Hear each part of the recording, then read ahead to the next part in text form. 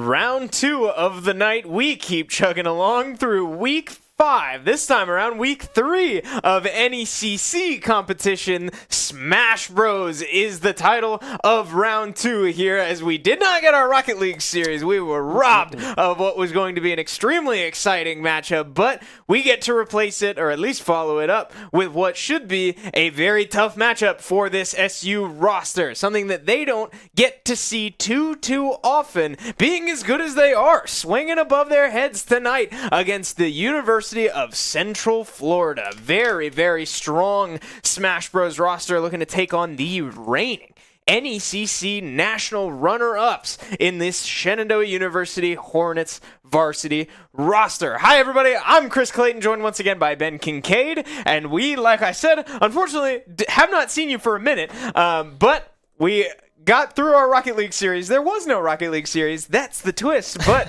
hopefully we will have some Smash Bros to watch here. Yeah, this is going to be a really close matchup here for NECC Week 3. UCF, a very good team coming through for SU's Week 3 matchup. SU, of course, looking very strong thus far for their roster this year. All of last year was looking really good, and they've continued that momentum from the start of this year, from pretty much everything. They have just been looking really good. All 5 players on this roster looking very strong. Yeah, this SU roster, we've seen a lot of Smash rankings coming out recently, True. and SU pretty consistently in the top 12 to 15 range. So, again, it's hard to find many teams above that, but one that is not above them, but probably should be, is UCF. I mean, we will see after tonight how these teams match up against each other, but it does seem like UCF was kind of slept on in a lot of those rankings, and I'm expecting them to show exactly that here tonight. But we'll take a look at these rankings just within this group, as SU is coming into tonight with 1 loss against Northwood. Again, everybody with a win because of the Lubbock Christian situation. They end up forfeiting against everybody. They have not played 7 games of Smash and lost all of them. But SU, strictly speaking, 1-1, but only 1 series played against Northwood was a loss. I mean, UCF as well, 3-0. University of Houston 2-0 as well. Fisher, of course, 2 teams in this one. Fisher Navy and Fisher West, 2-1, and then 1-2. And then we see SU in the mix there at that 1-1 squad record. But yeah, I mean, this is going to be a very close matchup with the rankings that were released. I saw UCF listed as 17 and Shenandoah listed at 15. And we were talking to Igloo, one of our coaches or our captain of this team. They said UCF's probably a top 5 team in the country. So this is definitely going to be a very close matchup as we take a quick look at what the head-to-head looks like between these 2 teams. Yeah, UCF certainly looking to prove that they are being slept on. And we can take a look at these numbers. They certainly don't lie in this situation, right? Those are overwhelmingly high numbers on both sides. 87% series win to 91. Neither of these teams ever expect to lose their games, but one of them is going to have to walk away today disappointed. Yeah, as we take a quick look at the head-to-head here as well for this season, we can kind of see what the spread has been looking like between these 2 teams. Of course, the 3-0 and 1-1 record, but the games won heavily in favor of UCF. The Golden Knights, I believe, is their mascot, or at least the Knights, at the very least, right? 6-1, a very strong game record, 2-2 here for Shenandoah, as well as we take a quick look at what these teams look like here tonight, starting off with SU. Yeah, same 4. Again, nothing new here that we've been seeing this team tear it up so far this season. Again, a tough loss against Northwood, against a very strong Northwood team, to be fair. And they looked pretty good into Northwood, I have to say, swinging above their heads, like I mentioned earlier. But yeah, I mean, talking about those numbers that we just looked at, UCF really on pace to repeat a lot of the stats that they were able to put up last season. SU not starting exactly how they want, but again, with a forfeit, those numbers are a little bit skewed. So this team very talented, again, coming off a second-place finish in all of NECC just last year, and looking to repeat even a inkling of that amount of success would absolutely be a win for this squad. Yeah, so we didn't show the UCF roster here because, well, they have a lot of players on their roster here. So we're not sure what those starting four is going to be. But a quick rundown of who they have, right? They have S. Phantom, a Rob player, Marsh on Joker, Band as Lucario, Cheese Capo as Ridley, Sticky as Fox, but we do know a little bit more about this Sticky player as well. It lists as Fox, but I've been playing a lot of DDD, a lot of Ness as well from this player, and Dark Force on Ness specifically as well. So that's 1, 2, 3, 4, 5, 6 players that we think we could possibly see. And then they also have 2 more players on their roster as well, with Dark CJ8 as a Greninja and Phonica on Peach as well. So 8 players potentially coming through from this roster. Who knows? But UCF is loaded with character selection and then just good players all around as well. I mean, that is the dream for any crew battle roster, to have that amount of depth, that amount of diversity in your character selection. There's a lot to look forward to if you are a UCF fan with a roster like that. And unfortunately for SU, that's pretty intimidating because who do you ever expect to go in at any point? I mean, we, I believe have only been able to see this UCF roster play once. And I know the team got to sort of scout out and see who played in that series specifically, but with all of these names on a roster, you have to prepare for every single one, and that's just an overwhelming task to prepare for. Yeah, and just looking at some of the characters they play as well, we know Rob is an amazing character in this game. Very hard to deal with the gyro setups that they can pull off and the massive aerial hitboxes that the character has as well. Joker is definitely one of those kind of hit me for a little bit, get Arsene, and then hit you really, really hard, right? And then the one that Igloo kind of touched on a little bit was this Band, this Lucario player, right? Is definitely one of those characters that isn't necessarily really good, but can mix up situations very, very well just based on not seeing this character a lot when you play in locals, regionals, and in crew battle scenarios as well. Not a character that we see often. Yeah, that's actually something I'm really looking forward to today because I don't think I can remember ever seeing SU play into a Lucario in a crew battle. So I don't really know how Lucario performs in a crew battle because for those of you at home or for those of you watching anywhere in the world that might be less familiar with Smash, the way Lucario works is that he performs better the more he's losing. So the higher percentage he's at, strictly speaking, he gains more, he literally gains more aura, and it makes all of his moves stronger, or just more potent in whatever they do. So like his recovery becomes immensely larger and, faster the higher percentage he's at. Now, the reason I bring this up is because in a crew battle, you know, you can have percentage wiped off the board, right? If Lucario wins head-to-head and then is forced to SD a couple times, I believe the aura builds up faster if you're at a lower stock count than your opponent. That one I'm not 100% sure on, but ultimately, right, the aura is going to play a weird role in a crew battle that it wouldn't normally play in just your local, you know, head-to-head, best of 3, you know, 3 stocks on 3 stocks, whatever. So I'm just really curious to see how Lucario stands in a crew battle because it's nothing like a normal Smash set. And that gives me reason to believe that if you don't really want to wait to have Lucario come out later in a comeback potential because you do wipe that aura off the board with the SDs, right? So if you're in like a 3 stock to 6 stock situation, you put Lucario in and they keep like losing a stock here and there, you don't really get that momentum kind of swinging in your favor. I mean, I guess for player-wise, you kind of do with being able to take, if you're getting down to 1 stock and you're 3 to 6, I mean, there is momentum in that sense, but character-wise, game-wise, it's not necessarily in your favor when we see characters like Kazuya or Terry with Go Meter and just the rage from being at 100%.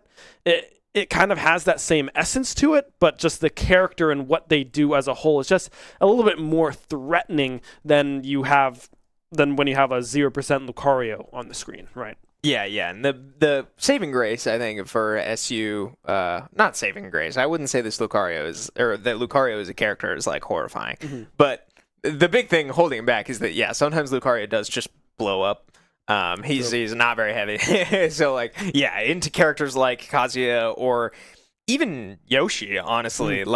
A random Yoshi pack air might just delete a Lucario stock. So, that's another thing to keep an eye out for. But the rest of this UCF roster, I think, is pretty stock standard. You said it. Rob, a great character. Joker, a great character. Fox, a great character. These are very well-rounded, just useful characters no matter the situation, and I think that's extremely potent in a crew battle when you need to be holding onto these stocks and preparing for whatever character you might see next, because you might not know who's coming in next. Yeah, and that kind of puts the ball in SU's court of do you do what you always do with a Kip start on the Pac-Man, or do you try to mix it up a little bit and try to call out one of these different characters with a potential matchup advantage? If you bring this Yoshi into the Lucario, thinking that might start first, and just try to put that one away early and save Kip later on up against some of these harder matchups into the Joker or the Rob or something like that, because the recovery on the Pac-Man is a great recovery with the trampoline, right? So you can do a lot of mix-ups with that. So I don't know necessarily what the angle here is for SU. I don't think they'll change a whole lot. They never usually do. We always speculate of what if we put this person in instead? And then Kip sits down and we're like, oh, okay, yep, just the same old thing coming through from SU, and it's been working. So I don't hate it. Yeah, I have to say, with a roster like that, I don't think you're gonna really gimmick them, because they're gonna have ways out in the form of so many options, so many character choices to pick from. If you try to sort of catch them off guard, they have, the way that works is to sort of pin them into uncomfortable matchup after uncomfortable matchup, because their solution is not there. But with a roster like this, they have so many solutions and they have so many characters that will be fine. They don't really get hard countered. So I'm assuming that a lot of the strategy from SU coming into today is just gotta outperform them.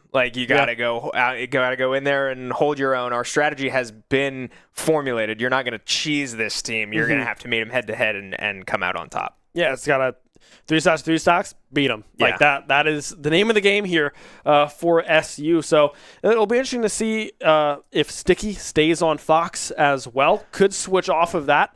We mentioned the DDD and the Ness coming through from that player as well. DDD a lot of times is that pick because of Dark Force, I believe, only plays Ness, so they don't want to take that character away if that is a good matchup for that player. So would expect to be either Fox or DDD from Sticky in this game. But, already a little bit of a mix-up. We get a little bit of an early preview than you guys. We saw a Snake get tossed through on Darth CJ8, who I have listed as a Greninja player. So I don't know if that was real or not, or if that was just not check. Oh, yeah. Or a not checking. I don't know. Who knows what's going on? So I was going to point out... because, I want you all at home to have the same information we have. Darth CJ8 is the name of the Switch that joined the lobby, and we have that listed somewhat low in their roster. That could mean anything. That does not necessarily mean, our Switch is named to SU. That's true. And all of our players are going to play on it. But just worth mentioning that one of their subs is the name of the Switch, so maybe we will see that player come in. But then too, yes, we just did our blind picks, and Snake was the reveal for UCF. God knows what that means. But that's a character that SU has played, I'll say it, simply too much recently. This is a character that we see so much from ODU, right? SU has played Old Dominion probably 50 times in my tenure here at Shenandoah. And then just as recently as Northwood just last week. SU had to face a very strong Snake player that gave SU quite a bit of trouble. Yeah, and the Winthrop series last semester in the playoffs, SU was knocked out again by a Snake. So, I mean, come on now. Like, there's a lot of Snake experience, but to be fair, the results tend to be somewhat 50-50. Some of the Snakes, because there's so many different play styles with Snake. There's so many different ways to play this character, and you never know what you're getting into until you're in it. And we'll have to see if SU's able to overcome that. But I have to say, on the opposite end, SU is starting Kip, and I think Kip has historically the best matchup experience into Snakes out of this entire SU roster. Yeah, I would say so. I mean, Kip always starts against Snake whenever there's a Snake on the roster, so it'll be a good matchup here as we just finish our button check. But yeah, I mean, I was going to mention the game styles of the Snakes that we have seen, right? So we've seen Angel Eyes be a lot more campy with grenades and Nikita missiles, and then we saw Malachite just a few weeks ago being like, hey, I'm just going to run at you and up tilt. Like, that is the game plan. I'm going to have grenades in my hand, shield them as I can. But we did just get word that it's not Darth CJ8 either. It is going to be Sticky. The Fox player will be the one piloting the Snake. So not something that we expected. Right. This is somebody that we knew had a deep character pool. We didn't really know what that deep character pool looked like. This is somebody that, from our research, just seems to sort of play a character and go beat everybody with it. So this is a guy that's really flexible, obviously.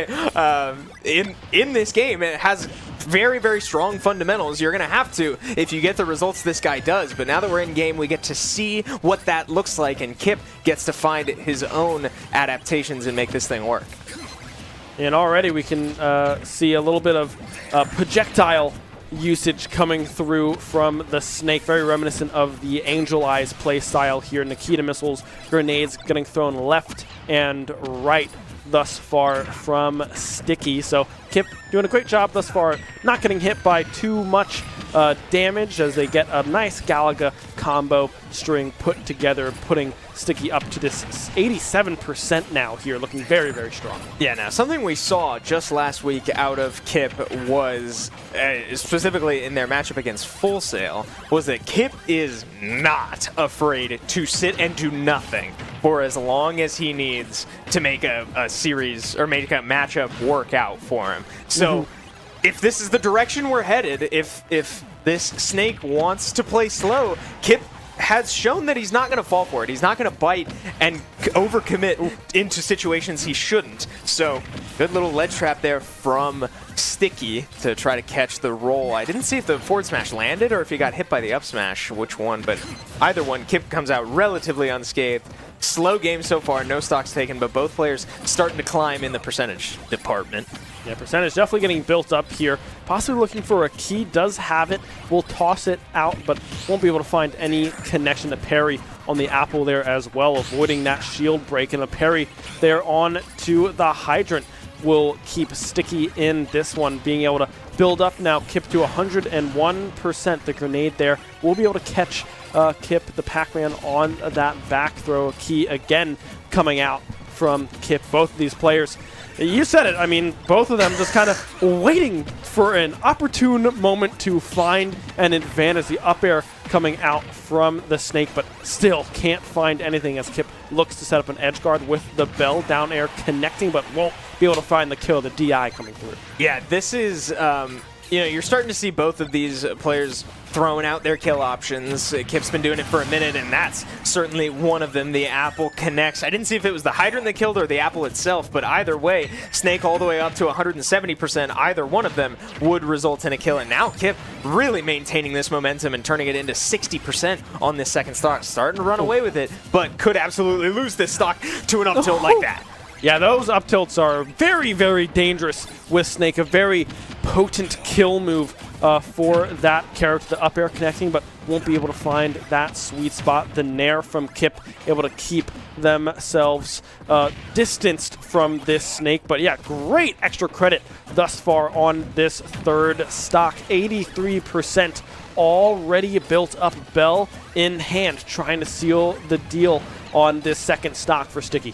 Yeah, I tell you what, the big difference between Sticky and the other Snakes we've seen, Sticky is really struggling to find these kill moves. I mean, just like that. That is a completely whiffed Pac-Man grab, which leaves you the most vulnerable of any grab in the game. And Sticky's still not willing to run up and up tilt you, opting for the dash attack there. That won't do it. And now Kip is still alive at 170%. So Sticky really struggling to put this stock away. And that's something that I guarantee everyone on SU is catching on to and will find a way to manipulate if they find themselves matching up into Sticky at any point in this series. Now, we'll finally be able to find that stock, but 114 already built up on your second stock is not what you want to see here for Sticky the Melon, the one to come out the grab, going wide yet again. I mean, doing a great job at finding these parries, but can't really find anything off of it because it's a hydrant coming from halfway across the field as they will go down to.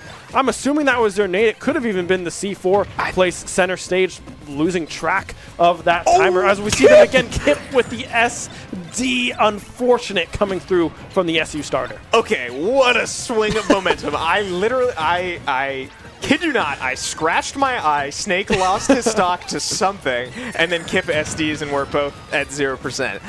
What a change. I mean, this is what went from such a slow series that Kip was in full control. All of a sudden, very even matchup and one that Sticky could steal. I mean, it looked relatively unwinnable. I mean, obviously a lot of smash left, but Kip was more than in the driver's seat, and now just looking to regain his footing, settle back in, and try to walk out of this with one stock left. But that is a tough break for SU.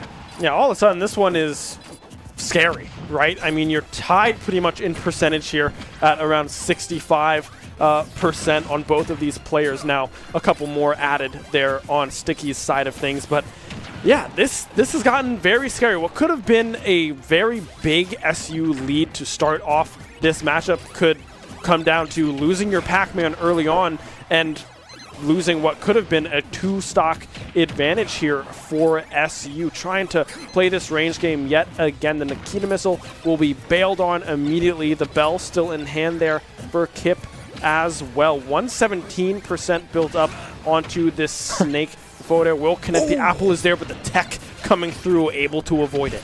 Yeah, I thought for sure that Apple's hitbox was still going to connect, but Snake able to get away from that one, but not finding any way in, not finding any way to build up damage other than lucky random grenades, and that's not a healthy way to play Snake, especially in these crew battles where you need to be holding onto your stocks. You would think it makes sense to sit back and play slow and let your massive explosive hitboxes just sort of take care of business, but Kip has had the answers, and that means something's got to give for this Snake, now up to 160%. Just about any of Pac-Man's kill options are going to finish this stock. A key, an apple, the hydrant. Now Snake has to be ready for every single one of them. And Pac-Man, a weirdly hard to kill character, is not exactly feeling the pressure just yet at 95%. Yeah, but at this point, you got to be scared of a potential up tilt coming through from Sticky as well, as that will connect and find the kill. Kip able to survive with one stock remaining, able to claw themselves back mentally after that unfortunate SD. Yeah, so you got to think about how that last stock went for Pac-Man. At least the way I read it, he probably would have lost his second stock anyway, and I'm hoping that's how Kip is reading the situation and knowing that SD did not matter, at least on my read of that matchup. But good to know that Kip does look extremely comfortable into a matchup like that, is more than willing to play the slow game. As we've now been here, this series started 18 minutes ago. I don't know how long of that was Smash Bros, but SU not going to be the ones to back down from a slow game. Yeah, I mean, Kip now having a 10-9 stock advantage here up against UCF. Sticky out of the way, that potential Fox, the potential DDD, the Ness, and now the Snake in the back of things as well. The potential is there for Kip to continue this run, but I mean, as we look through some of these replays, we can see how close this set really was. Yeah, I need to see how both of these second stocks were lost, because again, I scratched my eye. Okay, he's standing on a C4. Bang. Yep. All right, so it was just his own C4 ran out of time. There was also a grenade there, but I think the grenade would not have killed him. And then, oh my lord, that one hurts. Yeah, just holding onto that ledge, I guess just doesn't recover or misses somehow. I'm not entirely sure what happened for that stock to be lost, but nonetheless, the stock is gone and Kip remains with 1. Now, if you're on the side of UCF, you still have plenty of characters to pick from, right? I mean, you have Rob still in the wings, so Lucario potentially could be an answer here to, I think they can do a pretty good job with the forward smash and the neutral B to get rid of the hydrant as necessary, so that might be the answer to try to get through this Pac-Man and see if Lucario can go on a little bit of a run here. I don't think it would be Joker. I feel like the hydrant is too much for a Joker to really try to deal with. Doesn't do a whole lot of damage with a lot of their smash attacks, so we'll have to see if that one does come through. I'd be quite surprised unless they're in Arsene mode, but even still, you don't want to really be using that on a hydrant. You want to be using that to try to secure your stocks. So yeah, UCF has something to do. Good news is it's not going to be Fox. That's my biggest takeaway from this. We have this whole roster, listed with their mains, and I put quotes because this is the one player that I would say doesn't seem to have a main, the Sticky that we just saw. But of these characters, there's a lot of really good characters. One of them is Fox, and Fox is assigned to Sticky, so now we know we won't see Fox. And in my eyes, that is good news for SU. But we know who we will see, and it's this Lucario. I'm admittedly very excited for this because, again, I sort of outlined it earlier. I just don't know how this character would perform in a crew battle. So there's a lot that I'm going into blind here. Yeah, already, though, Kip doing a pretty good job at getting up that percentage, just trying to go for that forward smash and try to seal the deal on that one. The parry coming through, but won't be able to do anything off of that one. The hydrant in place, and here comes the farm. The key will be the selection into the orange. Won't be able to find the connection they were looking for. I did also learn recently that holding that B, that's a hitbox. Like if you're standing behind that, I didn't know that was a hitbox till I think I saw one of our academy players hit someone with it. I was like, oh, whoa, that's cool. I didn't know that was a hitbox, and it does a pretty surprising amount of damage as well, so that's something you have to work out for. More importantly, it puts you in a, I guess I don't know the exact term. I want to say like a tech situation, but it makes you make a decision because as long as Lucario is charging it on top of you, you only have so many things you can do. And you can try to shield, you can try to roll, but he's got options ready. So think of it like a snake grab where he knocks you out and puts you on the ground, and then you either neutral get up, roll, or get up attack, and Snake's going to guess one of those, and you just got to hope you don't choose the same one. Lucario's the same way with that. It's usually going to be a B reverse. He's going to jump at you, turn around, and charge his ball right on top of you. But that's also another factor that's affected by his aura. The higher percent he is, the bigger that ball can get, and he has a lot more options out of it. So a lot of Lucario's game plan revolves actually around his neutral B, so that is a good observation. Yeah, already, though, Kip trying to get another stock here. 121%. We saw Lucario Band go for that ledge guard, that down air, able to reach through that platform and find a 2-frame, but can't quite find it. We'll go for the grab there. The hydrant will instead be launched off in a general direction. Oh my, yeah, the bell connects, but won't be able to find anything off of it other than a quick footstool off of the characters. That was the B channel there, trying to seal that stock, but couldn't quite find it. Yeah, that one was weird because Kip just fell out of it.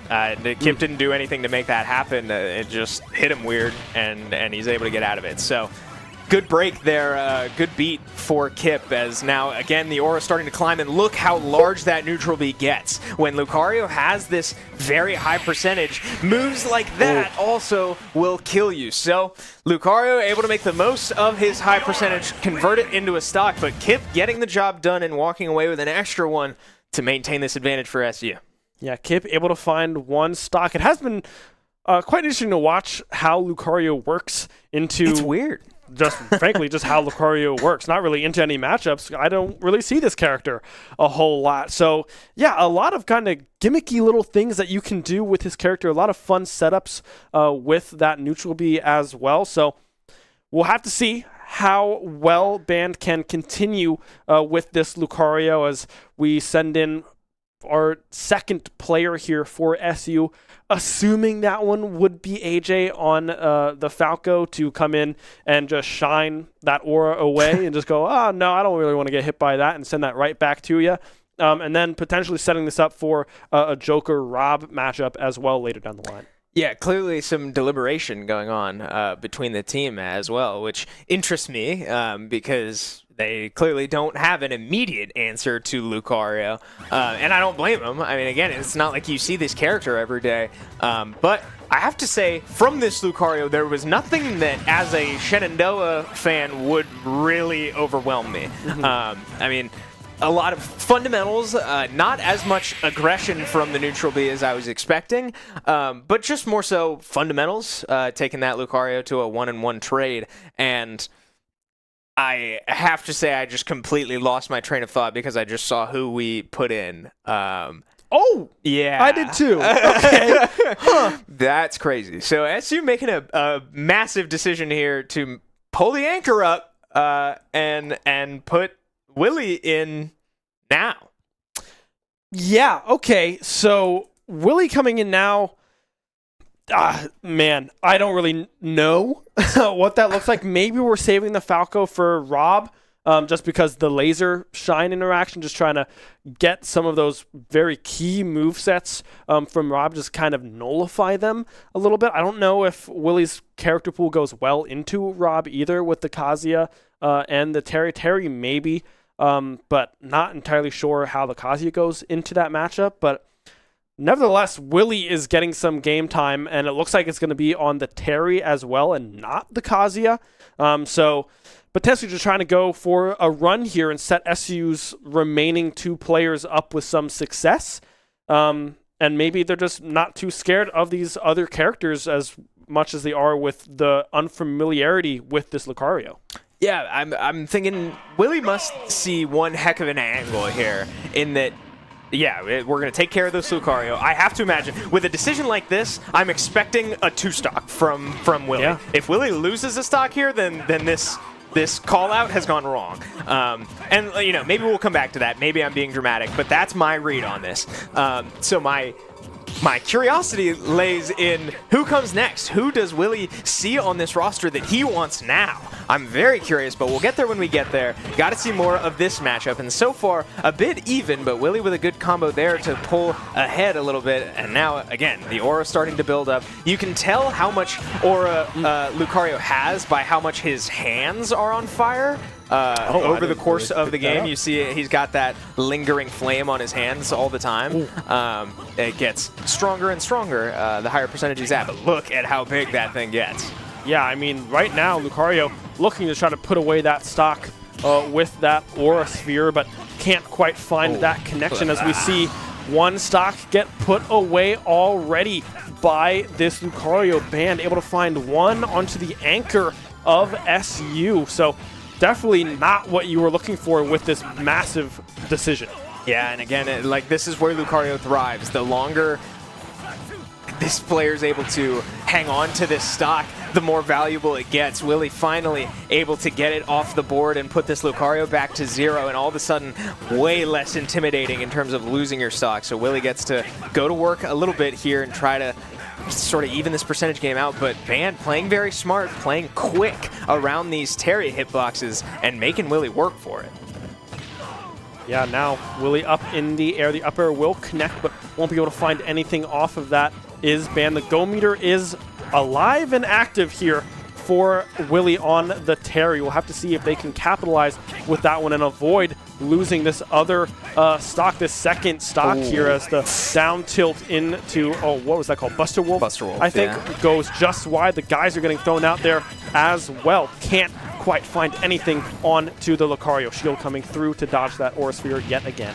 Yeah, and he gets caught with another B reverse there on that neutral B. Another nice setup from this Lucario, and starting to showcase what this character is capable of, as Willie has just struggled to convert a lot of these stocks from advantages into confirms. But still on the board, right? Trading 1 for 2 so far, and Willie with an opportunity to try and put this away, and he will find a spike, and that will absolutely do it. So Willie's still maintaining this advantage for SU, but I have to believe that that was not at all the result that Willie wanted when calling his own number here.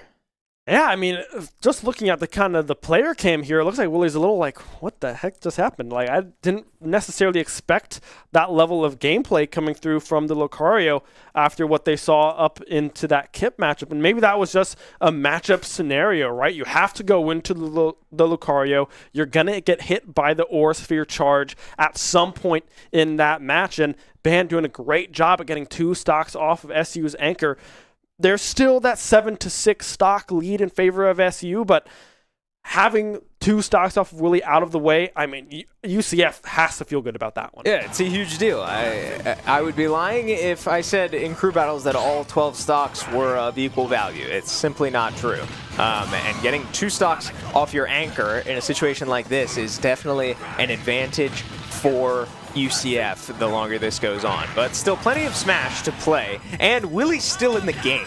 This is still absolutely a threat for UCF because we might just see Willie go into this next matchup, take 1, 2, even 3 stocks and still be in the game. Like, I cannot rule that out. Willie value is still on the table, but just not as thick as it would be if he had more stocks. Yeah, I mean, you're absolutely right with Willie still being in the game, right? This is still a big deal that, frankly, this looked like it could have gone horrifically wrong here for SU with this call out. I mean, you're up a very high percentage again on that 3rd stock into the Lucario. Could have gone any which way, frankly, right? Band unable to find that 3rd stock, but still able to put on quite a performance there for UCF to set them up in a very good position. But now for UCF, who do you put in again out of the 6 players, or 6 players that you still have remaining here? I mean, you still have a Rob, you still have a Joker. We talked about this Ridley a little bit as well, a very, very good player and a interesting character to go up against if you don't go up against them frequently, because, I mean, they have some fun range that you can play with, as it does look like we will be getting Cheese Capo on the Ridley here into the Terry.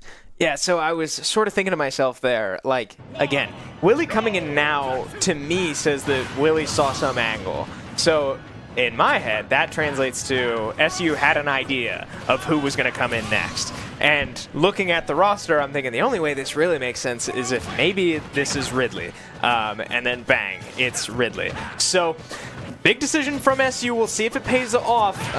But so far, looking pretty good because we know that Willie eats good when he's matched up into heavies. Yeah, and thus far, already 87% built up on to this Ridley. Trying to go for a quick dash attack with the grab will connect into that back air from Ridley. As now we see the chain start to get put together. The up air connecting. That could be dangerous with a spot dodge in the air, able to find themselves to safety. The power dunk will connect as well, getting Willie back onto the stage, but that side B connecting and will be able to throw them off into that blast zone.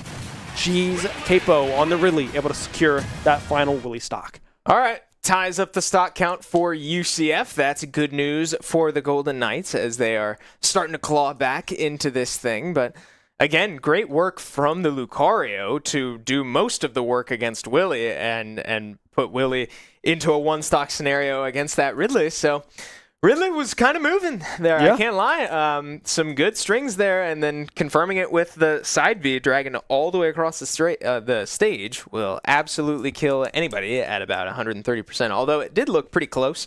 Willie might have been able to survive that, but a little hard to say. Yeah. So ultimately, it doesn't matter. He didn't, and now we have a tied stock count. But again, that's the anchor off the table for SU. Yeah, I mean, AJ and Igloo now the last 2 players remaining here. I mean, we do have Eyes, the sub, but I would not expect them to come in on the Roy or the Palutena here in this matchup against UCF. A very, very close matchup is this series. So I believe we did see AJ, the one to sit down in the seat. So it will be the Falco to come into this Ridley to try to set up Igloo, or possibly themselves to just take 6 stocks off the board here and secure a set first set win here for SU, but still 6-6 the stock count. Ridley looked very, very good later in that set, or that stock rather, up against Willie. The aerials connecting true, almost securing that stock off of the top as well there on Hollow Bastion. So we'll have to see what this matchup looks like, but it's going to be Falco into Ridley. Yeah, and I'll tell you one thing about this matchup. Again, we don't see Ridley's very often, so it's hard for me to totally predict, but I'll tell you one thing. This whole matchup will be in the air. Both of these characters very much dependent on their aerial combat. So every time we see these characters approach each other, it's going to be a lot of falling aerials, or, you know, short hops, short hop nairs, short hop up airs, forward airs, like that. I mean, this literally, I'm telling you, this whole matchup, outside of lasers and, yeah, maybe a down tilt here and there from either of these players, will be in the air. Yeah, and then you think of the combo starters from a Falco, right? Up tilt, get you in the air. Grab, up throw, get you in the air yet again, as the flames come through here from really trying to find that 2-frame, but instead we'll be able to find the back air on to the Falco to secure that first stock. Only 55% built up on to Cheese's first stock. Yeah, AJ falls out of that one and turns it into quite the reversal. Almost steals a stock at a pretty low percentage there, but Ridley going for it all and doesn't get the high percentage. That move is Ridley's down B, where she sort of stabs her tail at you very quickly, and there's a very shiny spark on the end of it. If that connects on the spark, it does 50% damage. A lot. So keep an eye out for that. It's hard to land. It's a very small hitbox, but if this Ridley player is able to confirm or read into it, that's definitely something to keep an eye out. Back air will be able to connect there, and then an immediate falling back air coming through from the Ridley to secure that second stock off of AJ here, as they try to put some up air strings together, and we'll do the exact same thing. Up tilt, up air, up air, up tilt, up air is exactly the name of the game thus far from AJ, trying to find the second stock. Yeah, the moment the combo drops, one of these players... Oh, wow, and that works! Okay, excuse me, AJ able to find a down tilt into the down air, and it spikes all the way into the blast zone. I thought for sure Ridley would be able to recover from that spike, but a great job there from AJ to come away with a quick one and tie the stock count again in what was looking to be a pretty Ridley-favored matchup so far. Yeah, up tilt again into the up air. The forward air is instead the call out. Not going to try to go for that spike again, but I'd be lying if I said I had not been hit by that exact combo by AJ probably 15 times in a row as I was trying to learn. And that one missing the ledge will seal the deal on that final stock on AJ, but great job finding those two against Ridley, as it now falls to Igloo, the Yoshi, or the potential Samus to come through from this player to take these final 4 stocks. Might be cool if we get a little Samus Ridley matchup to end this thing off, but yeah, AJ doing his job and keeping this thing close. A bad beat there at the end. I don't know if that was a misinput or if he maybe tried to hit the Ridley with his up B, but ultimately lands right in front of him. And that's just about the one thing you cannot do with a Falco or Fox up B. So tough break for AJ, but a strong showing, especially in that second stock, man. I can't get over that. I thought for sure, because Falco's spike is not exactly the strongest spike in the game. Spikes have different severities in mostly how long you have until you're able to input again.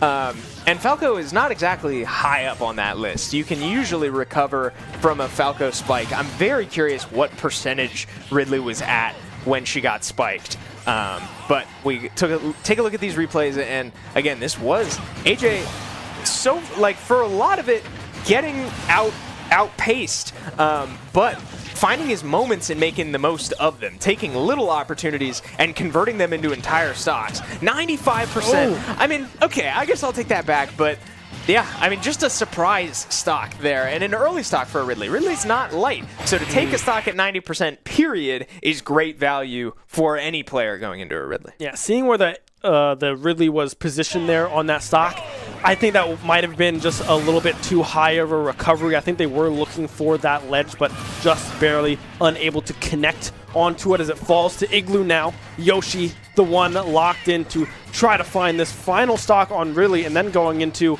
potentially a Rob, Joker, maybe, who knows at this point, as the up air connection coming through from Igloo, building up 73% here onto the Ridley. Yeah, I mean, the big question on all of our minds right now should be, can Igloo get out of this with all 3 stocks? And so far, doing a great job, although most of that 88% was one combo. But Ridley is a huge character and pretty heavy. Not as heavy as some others, but still gets comboed relatively easily, especially with a character like Yoshi, who's able to hang with you and string those up airs together pretty overwhelmingly. And now, yeah, you're starting to see Igloo throw out those back airs, forward airs, approaching with his forward air to try and get a spike and confirm it into an up air. We'll see. But now, going a little high and threatening to lose his own stock if this Ridley is able to put one good combo together.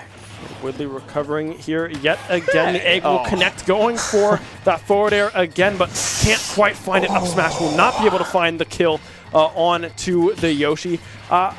Seeing the smoke coming through from Ridley, do we have a little bit of rage here? Yes. I think Ridley does. So we'll be hitting a little bit harder than that one. The down B going just wide. Up smash again, just trying to find the kill. Happening? Is Cheese right now, but cannot quite find it. Oh, man! Okay, the back air able to connect. Won't be able to find the kill just yet, but able to stay alive is Avery. The Nair connecting. Still won't find it after the kills for it. The Nair again! Okay. Holy, unbelievably close. Final stock there for Igloo. Everybody take a breath. Oh, man. Oh, my God. All right. All right.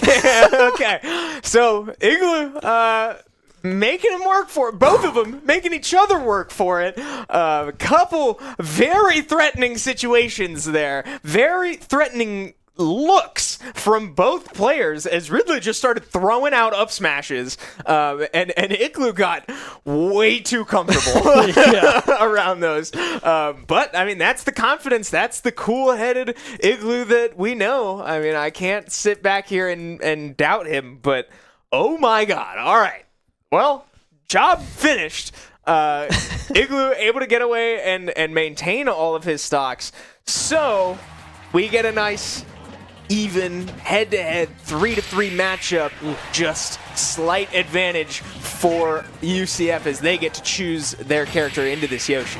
I mean, I'm come surprised on that now. didn't kill. And then I thought this Nair might have run out, and that might have been a down air coming through from the Ridley on a spike. I was like, oh my goodness, that was a little too close. But yeah, incredible stuff coming through from Igloo. Yeah, so Igloo threw the egg at the ledge. It works. Igloo tries to catch the Ridley not ready for it with a spike hitbox. Ridley able to jump it, and then Ridley started charging her up B and was going to go back to the ledge, and the up B would have hit Yoshi and probably killed him.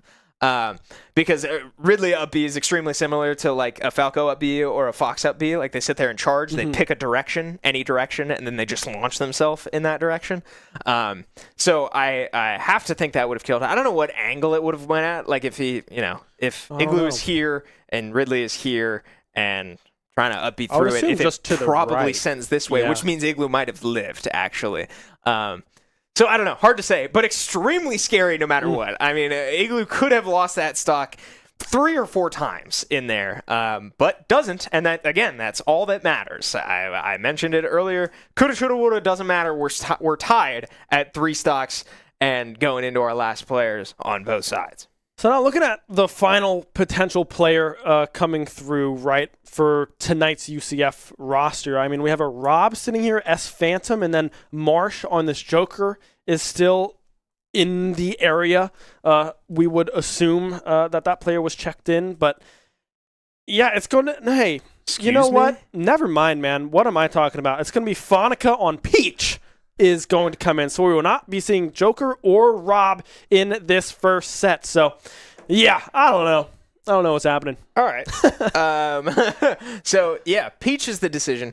Peach is a weird character. Peach is very unique. Peach is one of the best characters in the game if in the right hands. True. And that's one of the biggest ifs in all of Super Smash Brothers. It's so genuinely difficult to do what Peach needs to do to succeed. If you want to break your hands, you Exactly. can. Like, that's all you do. Yeah, you're going to end up with tendinitis in your hands, in both of your hands. Because, yeah, like all the best Peach players in the world have massive hand issues because of the genuine, like, physical tax that this character has on your body. But the reason for that, in case some of you are not familiar with Peach and are wondering why we're making such a big deal out of this, Peach completely revolves around her down B, which she bends over and she plucks a turnip out of the ground, and then she can do anything with it. She can throw it at you, she can drop it on you. It doesn't sound that intense, but Peach also can float in the air, which means she can hover and use her aerial moves as ground moves and position herself literally perfectly to be wherever she needs to be, you know, in ledge trap situations and any other situation, really. The problem, though, is, again, all like in order to float, in order to drop your item, in order to input your aerial moves, all in the right order, is so mechanically intense that it makes this character, who would be an extremely good character, so impractical because it's so genuinely just impossible to execute on all of these mechanics correctly and consistently. So the reason I'm putting so much emphasis on this is because I haven't seen this player play Peach. It's just a matter of, yeah, are we going to see that kind of stuff? All of these turnip combos can be infinite, seemingly infinite, if in the right hands. Is this the right hands to get it done for UCF? That's what we're waiting to see. Are your hands broken enough, Fonica? We are about to find out already. A very, very close scenario coming through from these two players, already both at 100%. The dash chase will come through. Won't be able to commit to that one, or rather will opt out of committing to that one. We'll just go into the egg, trying to fish for a back air right now. Up smash caught. Will instead find the down B for the first stock there in favor of Igloo. Fonica now down to that last stock, but we did kind of already see a little bit of that float turnip action already, but have not been able to get that one going since.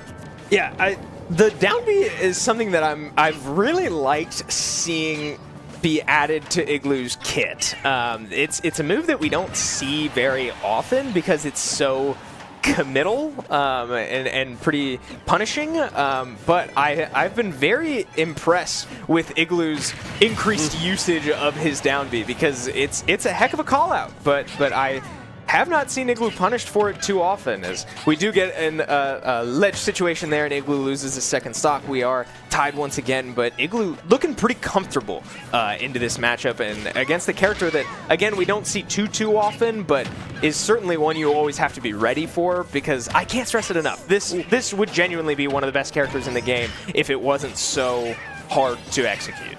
Yeah, already now here at 95%, See? And that will be the spike. Once you're kind of in that downfall, it's really hard to find a recovery. I think it actually just takes your recovery altogether. So unable to find their way back to the stage, as that down tilt will be able to connect, get some extra credit here on Igloo's second stock, recovering quickly with that down B as well. So yeah, Fonica now needs to find 2 stocks with 1 remaining, already built up to 47%. Yeah, just look how fast these aerials come out. Peach is a crazy character. But yeah, so far, Fonica struggling to take the second stock away, and Igloo is finding a lot of credit for it as he does get launched off stage here, not struggling to recover and not feeling much pressure at the ledge, as that forward air does connect, and we are now down to our last stocks each. Igloo tries to catch Fonica sleeping with the down B. Doesn't quite work that time, and he gets punished for it. Nair connects, another turnip online, but we haven't seen much setup from these turnips, as Igloo able to catch that one, but opts not to keep it. But the percentage game really starting to even out, as Fonica was able to find 60, pretty much uncontested, but Igloo runs up and catches the landing and gets it done himself. Yeah, able to take 4 stocks there to end that first set. The down smash, the one able to connect on that landing read coming through from Igloo. Hey, now we have three people that can pretty much anchor and be just fine. We have Willie, we have Kip, we have Igloo. We've not really seen AJ in an anchor position thus far this year or the previous year as well, but I can only assume that AJ can probably anchor as well. So yeah, great stuff coming through from SU. A call out as well coming through with Willie going in second after Kip. Not sure what the read was from Igloo to put Willie in that early, but in the end, it all works out, and SU is up 1-0. Yeah, can't complain about the results. We did get word that it was a coaching decision to put Willie in. It was not. I said Willie called his own number a couple times. Apparently, that was not the read. But again, like, it's a team out there. You know that like one person is not making all the decisions. They clearly would have agreed to that. To make that happen. So yeah, I'm dying to know what they saw. And again, like, he did deal with the Lucario okay. Lucario was moving very smoothly though, just around all of Willie's hitboxes. I'd be curious if he maybe switches characters. But my takeaway from that Lucario was that Pac-Man was way too much of a problem for that Lucario. But I guess also so was Snake. So you kind of have to, beggars can't be choosers. You can't get Pac-Man into both. But, I mean, I guess you also have to remember that Kip SD'd in there. True. So, I don't know. A lot learned there from SU, but we knew that SU would not have much time to ponder in this series. They were going to have to find their solutions quick, and starting this series 1-0 is easily the best result you could ask for. Yeah, that's exactly what you want to see as we hop into some of these replays. I mean, you can see what Peach is trying to do here with these turnips, but they just couldn't keep that ball going. And right there, specifically, just trying to go for that turnip into that side B, probably would have been able to find that kill. That is a very, very high-hitting move for Peach, able to finish off a lot of kills with that move. But I mean, here it is on the landing read, just able to sprint back through, find that down smash, and find that kill. But I wonder if SU mix up the start, right? Because we saw the Snake come through. Maybe that's where AJ comes in instead with the Shine to go up against this one. As we have a flash of characters come through yet again, it won't be Snake. It's going to be Rob instead. S Phantom going into the Pac-Man. Yeah, here's the problem with UCF. Again, SU with a huge win in set one. A very well-earned and fought-for win. And just like that, we go into set two, and we might see 4 completely different players. Yeah, like, very true. Everything we learned in set one, and again, in these crew battles, that knowledge is a huge deal.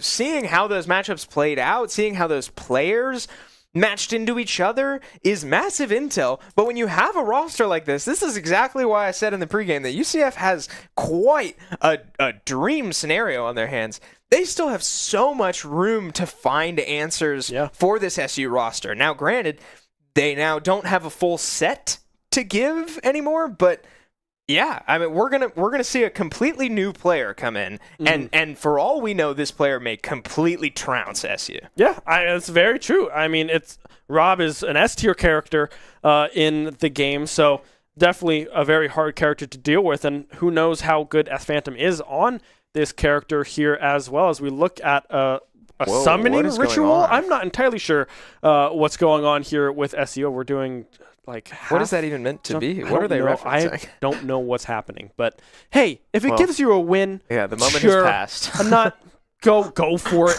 I guess. But yeah, so we're gonna see Rob, right? Joker we have not seen yet. We've seen Sticky, but on Snake we know they play DDD, Ness, and Fox as well. We have not seen Dark Force on the Ness, and we haven't seen Darth CJ8 on the Greninja either. So there's a lot of potential mix-up to happen here for UCF to really throw SU off their game. Yeah. The good news for SU is that we've seen some elite individual efforts in Smash in these crew battles. I mean, I'm immediately thinking of MPG on Delaware taking literally 11 stocks off of SU twice. And I mean, like, SU has ran into those types of walls before. from this UCF roster, I did not see any of that type of presence from any of those 4 players we saw. Now, again, that's not to say that it's not in reserves, but strictly player-wise, I didn't see any player that's just going to go run through the entire SU roster, which again boils back to my point at the very start. SU's strategy today is going to mostly revolve around, hey, go in there and do your job. You're not going to be able to gimmick this team, but if you're not going to go in there and take 2 stocks, 3 stocks, we are not going to win this game. And that applies to all 4 players. Everybody's going to have to know their job and do their job no matter who they get matched up into. And so far, Kip has absolutely understood and lived up to that expectation.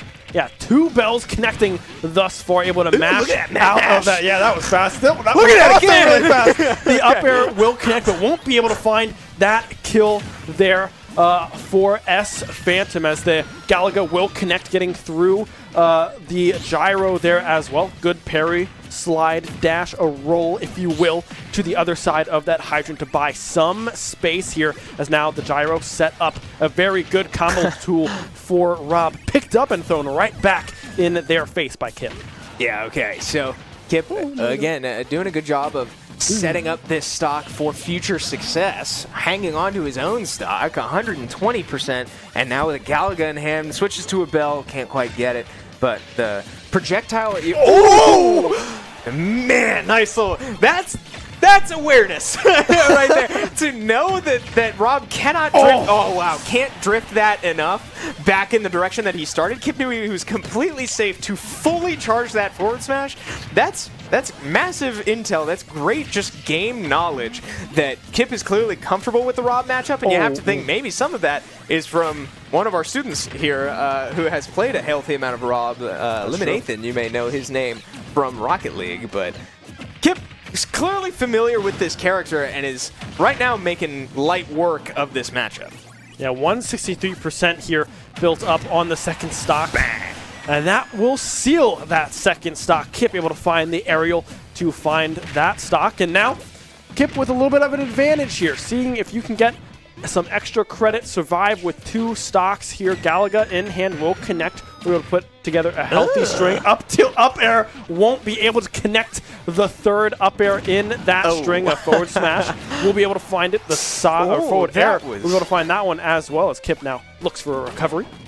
That back air was way closer than I thought. I have to say, like, given how this matchup has gone, if you're Kip, you're expecting to come out of this with 2 stocks. So if S Phantom is able to get another one, that's huge news for this Rob. Again, given how this specific matchup has gone, Kip's been in the driver's seat the whole time, and if you're able to walk away with a second stock, that's a huge deal now for UCF, as Kip now, worst case scenario, comes out with only 1 stock like last time. Yeah, I mean, a great up smash, able to scoop from the ground, able to find that second stock off of Pac-Man, but yeah, now the Rob, the one out of the way instead. So we'll have to see what the response is to this Pac-Man, if maybe they wanted to save Sticky for a little bit later on the Snake, on the Fox, on the DDD, on the Ness. Who knows? We'll have to wait and see, but yet again, Kip able to survive with 1 stock, getting 3 already. Yeah, now the question is, again, Sticky on the Snake did not look impressive into Kip. The Lucario did not look impressive into Kip, although, again, like, they collectively were able to get it done without too much damage. But after what we saw from those 2 players, I don't know that you can consciously make the decision of, yeah, I want to put that player in right now against Kip, knowing that you might lose 1 or even 2 stocks for that type of decision. But you also have to keep in mind that Sticky apparently has a massive arsenal. Like, we might see Sticky come in now on a completely different character. Who knows with this roster? But so far, again, the game plan for SU is taking the stock that's in front of you, and Kip looking extremely comfortable and doing exactly that, taking these 3 stocks in exactly the way that he needed to, and comes out with 1 stock to work with and an opportunity to, again, further the lead for SU. Yeah, good stuff coming through from Kip. They're unfortunate to lose that second stock with how well that stock was going. But, I mean, up smash, being able to scoop and do that much damage is wild from Rob, but nevertheless able to find the kill off the top there. So yeah, I mean, what is the response from UCF into Kip right now? I mean, we saw Band come in second, right, on the Lucario. Kind of looked a little confused in the Pac-Man matchup, was able to find that stock, but did lose one of their own in that matchup as well. So maybe Lucario gets saved a little bit later on, performed very, very well into Willie on the Terry, able to only lose one stock and get 3 for themselves, if I'm not mistaken, if I'm remembering that correctly. But no. Lost 2 stocks, got 2, really came in to secure that last stock on Willie there, but still, nevertheless, able to get 2 stocks off of Willie with only 2 remaining is pretty darn good. As here's the mix-up. It will be Sticky coming through, but it will be on the Fox. Okay, so I was just about to dive into this. My read on the first time we saw these 2 players play was that, yes, Pac-Man was in control, was in the driver's seat, but that was... For lack of a better term, it looked like Sticky was uncomfortable into Pac-Man. It's one thing to lose your character matchup. It's another thing to be uncomfortable into that character, to not know what the answer is. And that's something that I think, the reason I bring this up, translates into characters. The Snake looked uncomfortable into Pac-Man, and that makes me think that the player of Sticky is not going to be able to find a way to deal with it no matter which character he's playing. So that's kind of my read on this, and so I'm curious to see if Sticky will be able to sort of avenge himself. For the first time this matchup was played out so far, he has sort of figured out the answer, and it's a lot of speed. It's overwhelming Pac-Man and not letting him get comfortable behind his hydrant and set up his own situations with fruits and hitboxes that Fox can't get away with. Just like that. A great jump to get away from the grab, get away from the entire setup. This time around, Kip is able to convert and get his Galaga, might be able to get more off of it, but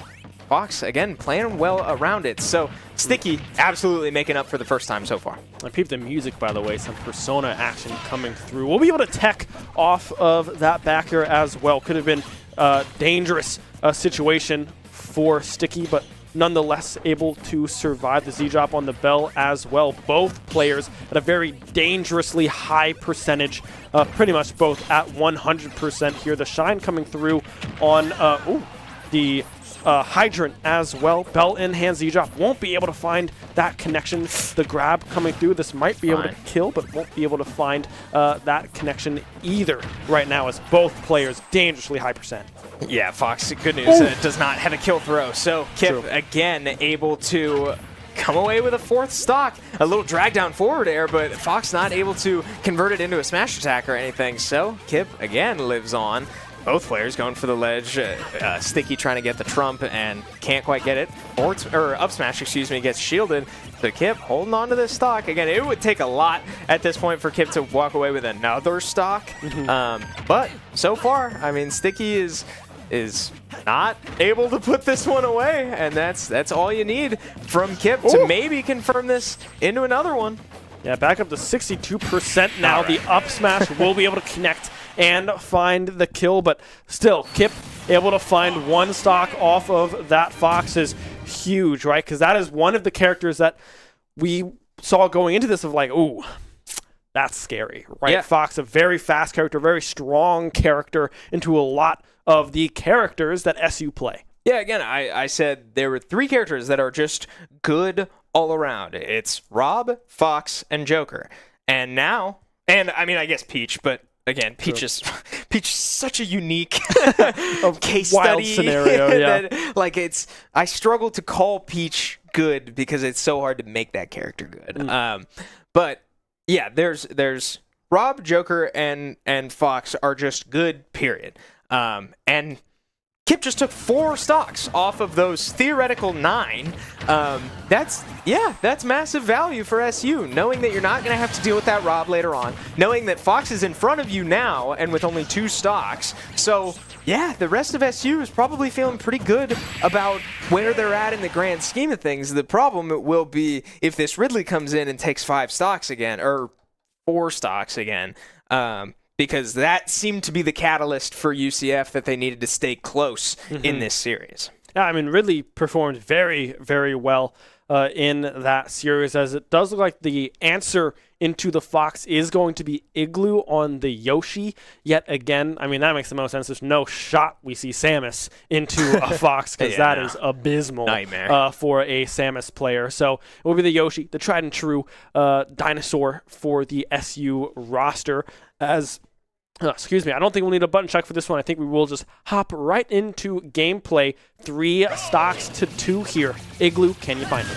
Yeah, I'm a fan of this move from SU because they're clearly not married to how they won set 1. With Igloo being the anchor, putting Willie in early, SU saying, yeah, we'll beat you with our head-to-heads when we're where we want them. And clearly, SU wants this one now. That was a crazy recovery from Igloo to go for the down B to try to grab or snap to the ledge from below it. That's a new one for me. But Igloo clearly, obviously, knows his character better than I do, so I trust the dinosaur. Yeah, you do go up by a hair, right? With the down B slightly, but I would be terrified to try to do that in never see me go for that set, as the up smash coming through yet again from Sticky will be able to find their second stock of this second set here for UCF. 58% built up. We'll be able to find the parry into the speed jab as well. Yeah, great song yet again coming through from the SU squad. You can always bank on these guys picking the better songs. Again! Like, stop doing that! Okay, so something I'm noticing from SU is that they're really struggling to deal with this Fox's shield. It ended up being how Kip lost his last stock. He went for a forward air right into Fox's shield. Igloo losing his first stock from forward airing into a Fox shield. And I get it, because it is hard to call out. Oh, no, yeah. It's hard to call out a Fox shield with a Yoshi grab and a Pac-Man grab. Both of those grabs are very punishing if you miss. So I think Sticky is starting to catch on that, yeah, his shield is a pretty safe place to be, but that time, nice little drag down back air into the forward smash, and Igloo able to get it done and get back to this one stock league that we started with here. Yeah, grab coming through, back throw is the response, but Igloo already up to 117%. You are a little scared of losing this stock, right? You want to try to hold on to this one if you can. Up smash coming through, won't be able to connect. The potential ledge guard will recover on top, trying to find that nair, but can't quite find it, as we're down to 1 stock each for these 2 players and a very close percentage. Yeah, again, just landing on Fox's shield. It's one of the easiest ways to give Fox a super easy and safe up smash and kill you. Igloo opting to not recover to the ledge. I understand it as a mix-up and try to, maybe catch him off guard, but again, Fox is just sitting there waiting in his shield very safely and lobs himself up for an extremely free up smash. SU just struggling to deal with that Fox shield, as that's a good read. Igloo runs up for the down smash one more time, but does get punished for it as it was air dodge. Now drag down on the platform, will confirm into the up smash, and Igloo falls short. Sticky finding his value this time around on this Fox. Yeah, now you got to think with 2 players left here for SU, AJ and Willie. With Willie not going in there, I feel like you have to put AJ in and save Willie for this anchor position. As we look at our beautiful roaming cam here, it does look like AJ is the one to take the driver's seat here as the 3rd player coming in for SU. A little Star Fox action here. Falco against Fox. I always get tricked by AJ when he goes onto the sticks, because he goes to hover Pyramithra every single time, and I'm like, no way. I've never seen you play this character in my life. And then they go right back to Fox. I don't know. Maybe it's just kind of, how you baseball players would eat chicken wings before every single game. That's what you did. Right. You got a 20-pack of wings from KFC and slammed them before every game. Maybe that's just a little ritual thing there for AJ. There you go. But yeah, still, nonetheless, 7 stocks to 6 in favor of UCF, with Sticky piloting the Fox, looking very, very strong. Yeah, so now I have to think, again, the big value of UCF that we were talking about was that you never really know who's going to come in next, because it could be any of them. Well, now, with this current state of this set in this crew battle, some of the things that looked the shiniest for UCF in set 1 were Ridley and Lucario. And both of those are still on the table. So now, if I'm SU, I'm thinking that's what's awaiting behind this Fox stock. And that helps because then you can do a little bit of planning with the order of your next 2 players. And I think you're right, and it looks like that is what SU's going to do, is putting in AJ now, knowing that one of these players is going to have to come away with more than 3 stocks to make this thing work. So keeping Willie's momentum capabilities and anchor capabilities in place, I think is going to have to be the strategy that SU falls back on. Maybe asking Willie to go in and take 4 or 5 stocks, depending on how AJ does right here and into whoever comes in next. Because, again, if you're UCF now, I think you have to say, if Sticky loses this stock, we saw Ridley go into Falco and look pretty good. Falco was still able to take 2 stocks, but you have to think that if that matchup were played again, that could very easily not happen for SU. So playing the odds here, I have to imagine that it's going to be this 1 Fox stock and then a Ridley and then Lucario. But we will see when we get there. So far, Sticky has remained untouched and is putting all the pressure in the world on AJ right now. Yeah, a lot of pressure indeed. Just going for that spike yet again, up tilt, going wide as well. The shield coming through there from Sticky. As we see, a lot of the same moves getting tossed out by these characters here. But yeah, lasers to the opponent's faces. The up smash will be able to secure the first stock here in favor of Sticky. I was going to mention that AJ does sometimes struggle with the Star Fox matchup.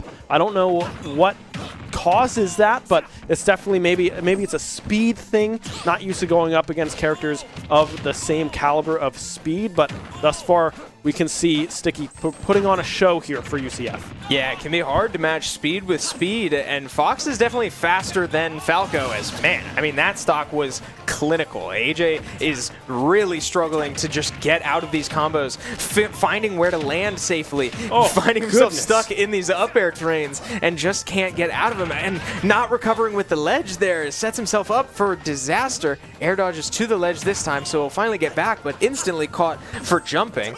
I mean, yeah, AJ is suffocating right now in this Fox playstyle, and Fox is absolutely on the verge of a very clean 3 stock to put this thing almost out of reach for SU. Yeah, 39% built up on this final stock here for Sticky. 2 stocks and 98% built up on AJ's final stock here on Falco. So we'll have to see if they can find this stock and try to survive with something. The forward I don't think he has his jump to connect. I do not believe so either. Has the recovery. Will be able to get back grab going just wide, just trying to find any ounce of connection here is AJ. Hey, AJ finally starting to establish a system here and keeping Fox off stage. Gets the grab there. Can't sit in your shield against Falco like you have against the last 2 characters. But, I mean, is it too little too late? It looks like it will be. The falling Nair means that AJ gets 3 stocks and disaster strikes in set 2 for SU. Yeah, it does go for that up smash, trying to just end it against Sticky, but does go wide, and that opens the door for that up smash chase coming through from Sticky. And now, Willie, you play Shoto characters, you play Kazuya and Terry, right? You're up against a very, very fast character in Fox that has some range to work with as well. Not sure who you necessarily go here, right? I mean, we know that Willie is very comfortable on both of these characters.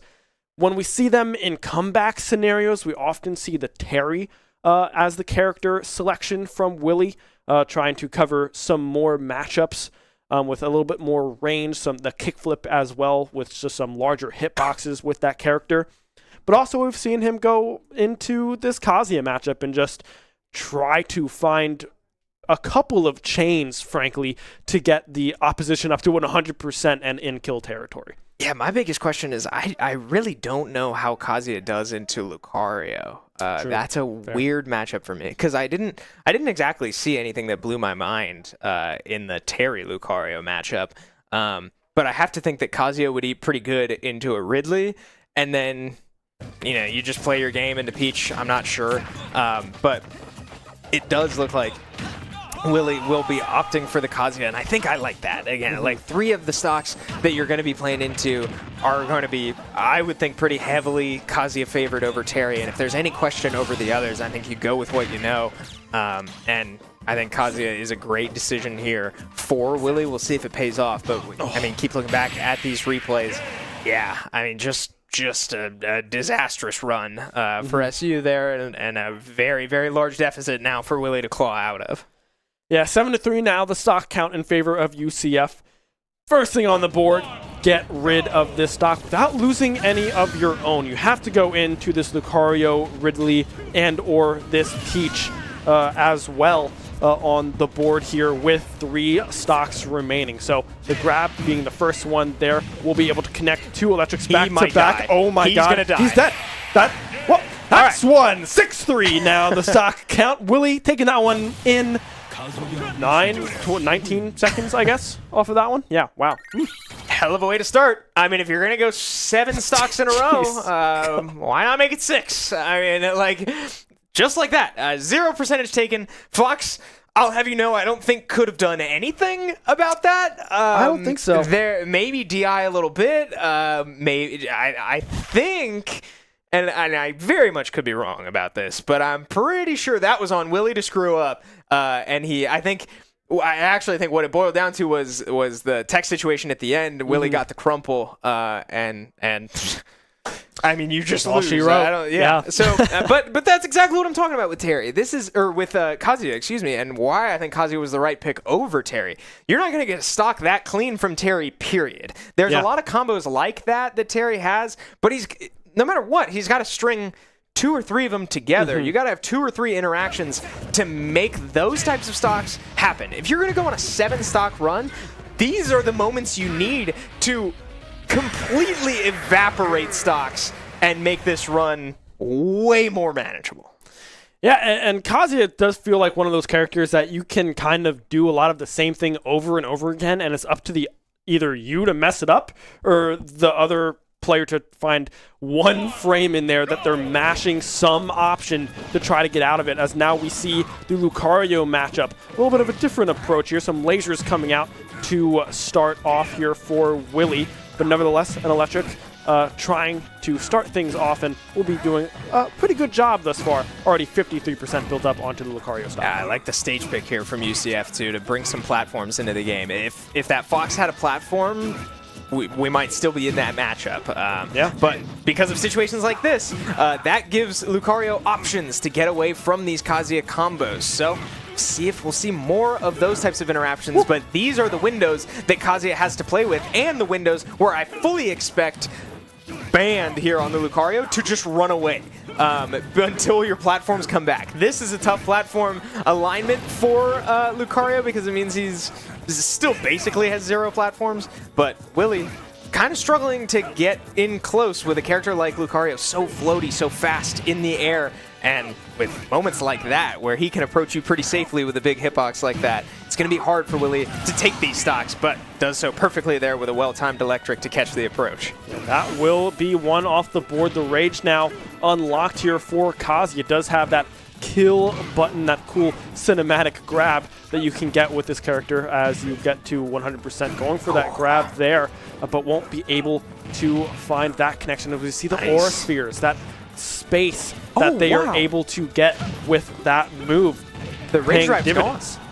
Willie got hit by a stray neutral B from Lucario, put him up to like 126, 127, and that was enough to take the Rage drive away. A massive call out there from Willie, goes very wide and sets up a free stock in return for this Lucario, and now starting to build up some momentum, but good parry there, sets up to an electric, good damage back from Willie, he catches a roll, this is a Shoto, he turns around automatically, so Willie, with a response, holding on to these stocks, and is going to have to take this last one quick, without much friction, to keep the hopes alive for SU in set 2.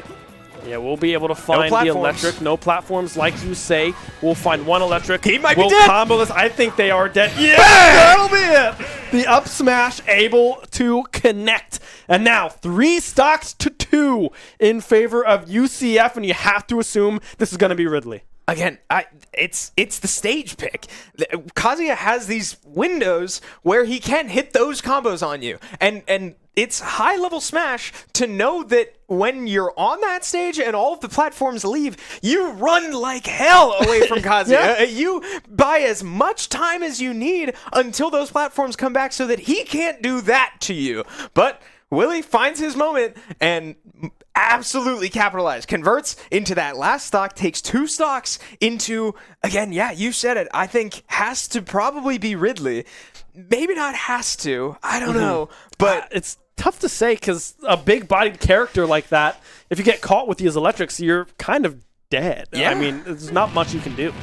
yeah, I mean, Lucario did great in this matchup. I have to say, this Lucario has really impressed me. But there were just a couple timing issues that Willie was going to have to use his electric on an approach, try to call out when Lucario was sort of dancing in and out of Kazuya's danger zone, and just find one, right? And he did. He found a couple, and just made it happen. Again, moments like that where Kazuya turns around automatically, that's tough. He paid $5.99 for this character. Yeah. So, like, that's what you have to deal with. But, yeah, Willie, knowing that that was his window, with 0 platforms to bail Lucario out, none of Lucario's floatiness or anything can get him out of that scenario. You've got about 10 seconds until the platforms come back, and Willie takes a full stock in those 10 seconds. That's awareness.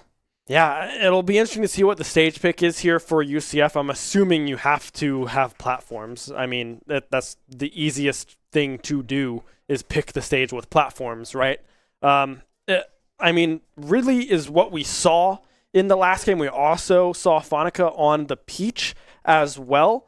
So there could be a mix-up between those two players. We have not seen Death CJ8 on Greninja yet, and we also have not seen Dark Force here on the Ness or Marsh on the Joker, right? There's still other players that we have not seen yet in this series, so there could be some mix-ups there, but in the end, it's going to be a very, very close matchup as, we just wait for that load-in. Yeah, I have to say, I mentioned it earlier that Joker is a really good character all around. I don't like Joker at all right now. With this situation, I don't think Joker's the answer one bit. I think it would have to be either Greninja, strictly character-wise, I think it would have to be either Greninja or maybe Peach. But Peach scares me a little bit because of how much Peach plays in the air, even if it's even slightly in the air. Like, if you're moving your hitbox up at all, you're just lending yourself to, 1, getting hit by electrics, and 2, hitting Kazuya on the top half of his body, which is invincible for most of his moveset. So, again, I'm thinking of these forward air hitboxes. I'm thinking of the turnip going through Kazuya because, again, he's invincible. He paid extra money for this character. So here we see that the decision is in for UCF, and it's Daisy, which is, I believe, pretty the much same thing as Peach. I know the moveset is more or less the same. It might be like Dark Pit, where 1 or 2 things are like slightly different, but more or less the same idea. You're going to see a lot of aerial combat here as Willie starts to get this thing stringed, and Peach can't make it back from that, and just like that, we're tied at 2 stocks. Yeah, still though, 78%. Oh my gosh. Okay, I thought that was about to happen yet again.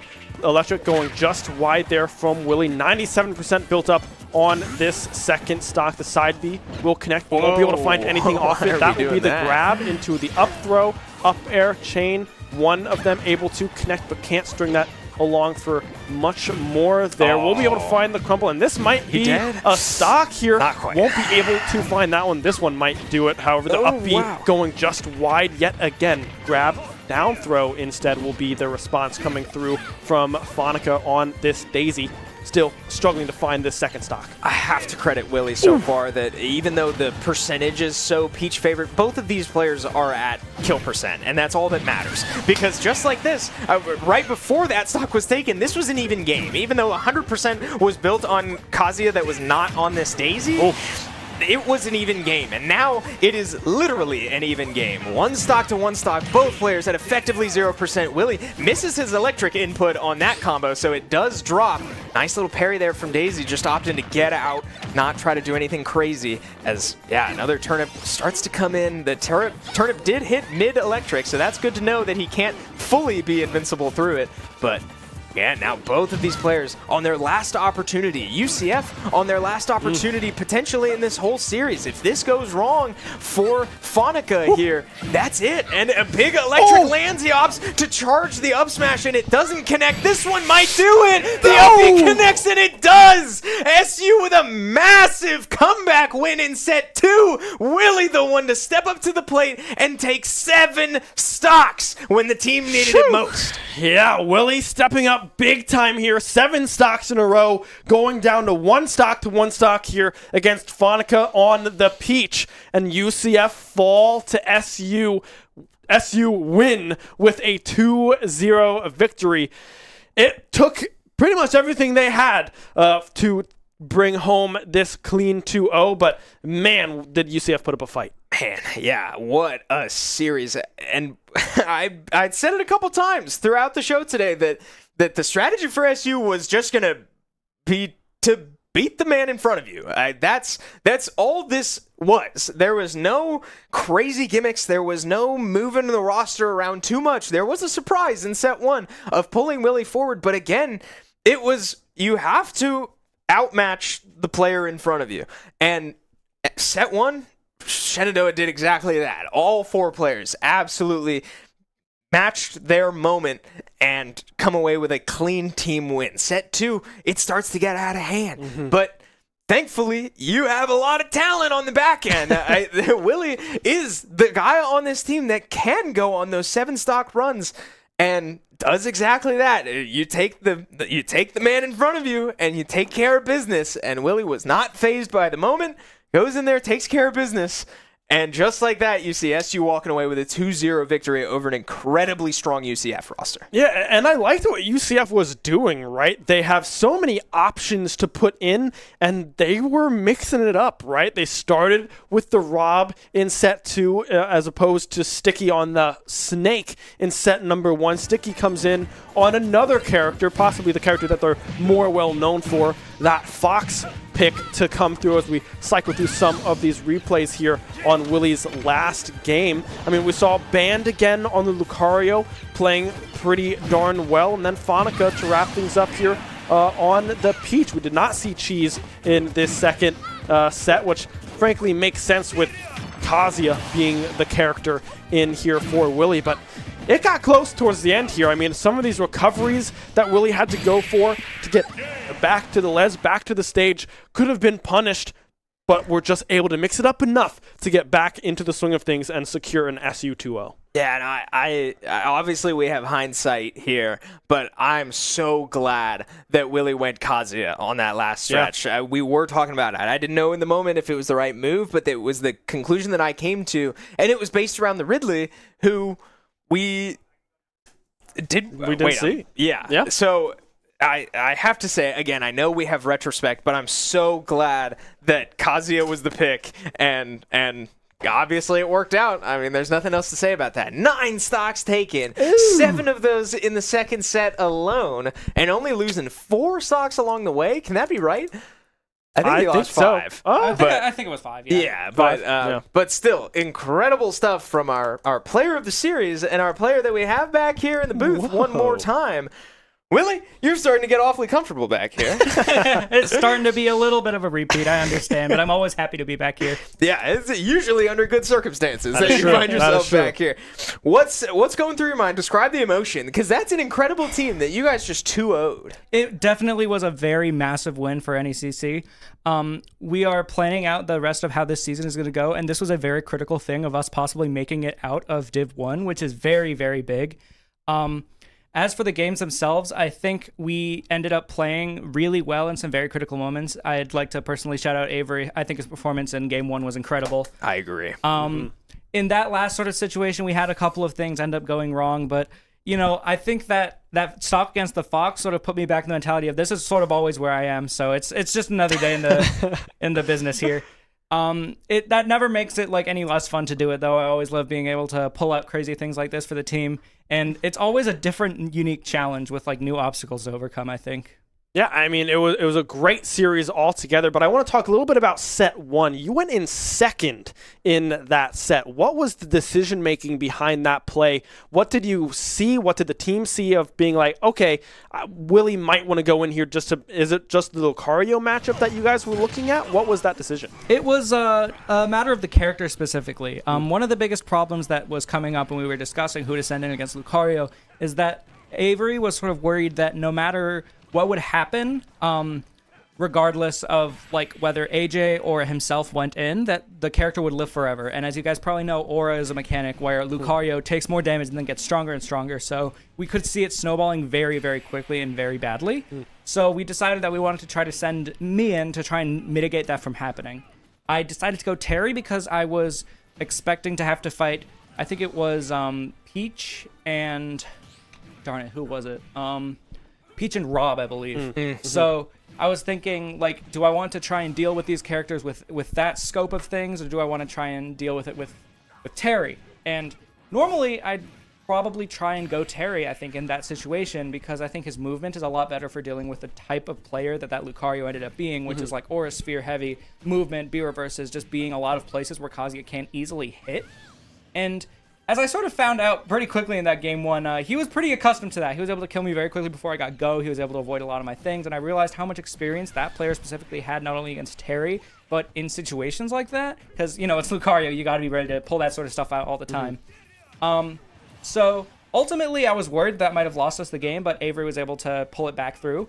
And also did something I think might have been very important, which is scare their Rob player into not waiting in the back, because we saw the Rob player come out game 2. He is what we believe would be their like considered best player and someone we were planning around a lot. And we might have actually been able to scare him into going out first in that second battle, which meant that a lot of us didn't have that to worry about in the back. And I do think actually with Rob Kazuya, that might have been a lot harder to deal with in that second half. But because everything lined up so well, I feel like I was just able to hit it out of the park, and I'm very happy I was able to. Yeah, that's incredible to hear, knowing that coming into today, the biggest threat was Rob. And the way things worked out, Rob was not a factor today. Kip completely handled business in set 2 when they started Rob, and that's crazy to hear.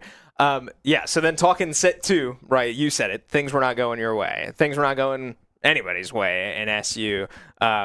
You load in with 7 stocks ahead of you, quickly make it 6, as if it never was 7. What's going through your mind in that moment? Is it another day on the job, or is this one a little bit different, knowing especially that their roster was as deep as it is?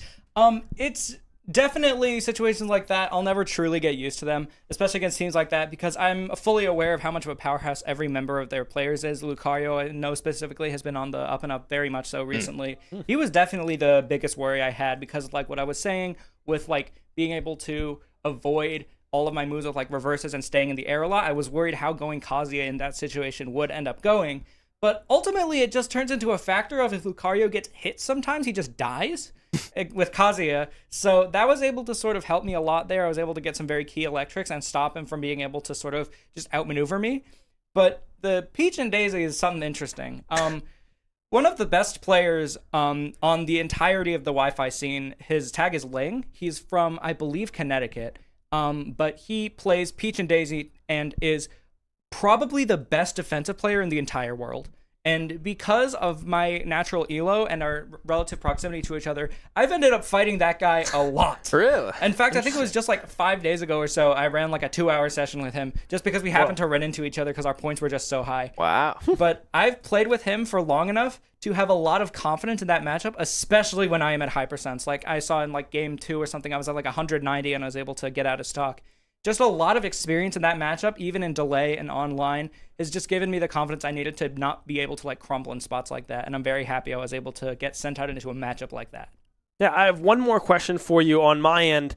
Just the sheer size of this roster that UCF has, what is it like to prepare into a roster of this magnitude, right? There's so many character potentials that you have to worry about, and you have a player, Sticky, that swaps all the time, right? So just in that player alone, you have 4 characters to worry about. What does preparation look like into a roster of this size? So it's definitely not an easy process. One of the things that we try to prioritize as much as we can in advance is to try and review like every roster they have. We like look them up on like the major player tracker information sites to try to find VODs of whoever we might need, but to just get a general idea of what the team is going to look like.